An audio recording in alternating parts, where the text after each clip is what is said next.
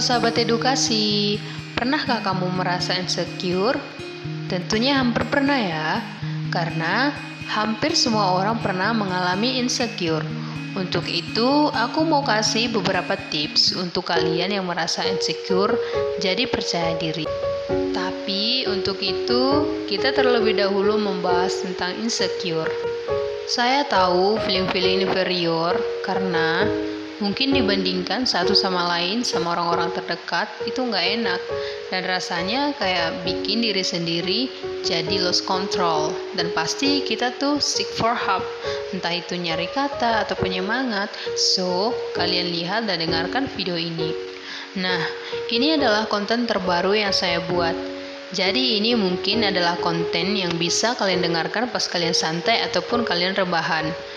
Mungkin sebagai nemenin kalian buat reminder ke hal-hal kecil aja karena waktu senggang kalian atau waktu santai.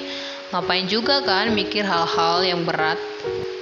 Ke hal-hal kecil yang bikin kita mungkin ngerasa lebih proud of yourself and self-love, sama nanti kita bahas hal-hal yang juga. Jadi, karena mungkin kalian waktu dengerin ini tuh udah baca postingan atau trik saya yang sudah saya buat untuk kalian yang ngerasa insecure. Jadi mungkin ada beberapa orang yang punya tipikal mungkin kalau cuman baca kata-kata doang itu kurang aja gitu. Rasanya pengen ada orang di sebelahnya yang bener-bener puk puk puk terus bilang, "Hey, kamu itu berharga." Dan jadi, kalau misalkan kalian nggak punya orang-orang tersebut, atau mungkin orang-orang tersebut juga nggak bisa secara langsung bilang hal tersebut ke kamu, biar aku aja yang mewakilkan ya. Hey, kamu berharga, dan kamu lebih dari sekedar apa yang kamu katakan. Saya pernah berusaha banget buat terlihat menarik, buat terlihat lebih baik, padahal sebenarnya itu hanyalah sekedar ilusi semata. Waktu itu saya berusaha banget buat ngubah persepsi diri untuk benar-benar terlihat menarik.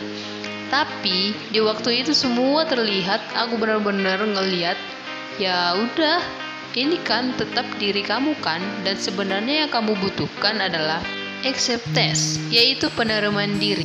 Ya, penerimaan diri yang dimaksud yang mana misalkan kulit aku gelap ya nggak apa-apa kulit aku gelap, diterima oke. Kulit aku memang gelap, terus aku mau menerima bahwa kulit aku gelap dibandingkan dengan orang lain yang kulitnya cerah.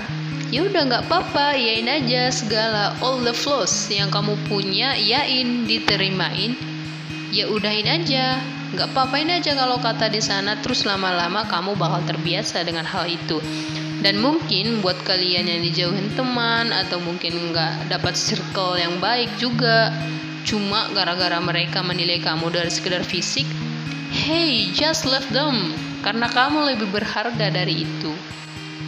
Tapi pernah tidak sahabat edukasi mendengar atau membaca sesuatu tentang glow up? Aku sebenarnya cantik, cuma belum glow up aja.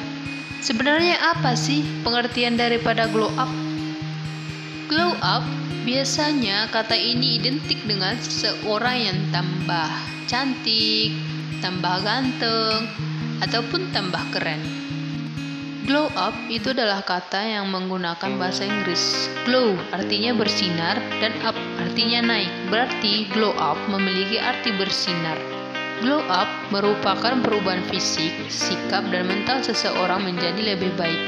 Lebih baik itu relatif karena persepsi setiap orang itu beda. Makanya buat glow up, kamu perlu prinsip kamu sendiri untuk memutuskan apakah kamu udah glow up atau belum. Glow up dalam hal fisik biasanya berupa penampilan yang semakin rupawan, entah itu tambah cantik, tambah ganteng, ataupun tambah keren, atau bisa juga berupa tubuh yang semakin ideal. Kalau dalam sikap itu bisa berupa seseorang yang menjadi lebih dermawan, atau bisa juga dengan menjadi lebih peduli dengan orang lain. Sedangkan kalau dalam hal mental itu dengan menjadi seseorang yang lebih pede misalnya. Nah, di bawah ini aku akan kasih kalian beberapa tips dan cara untuk glow up.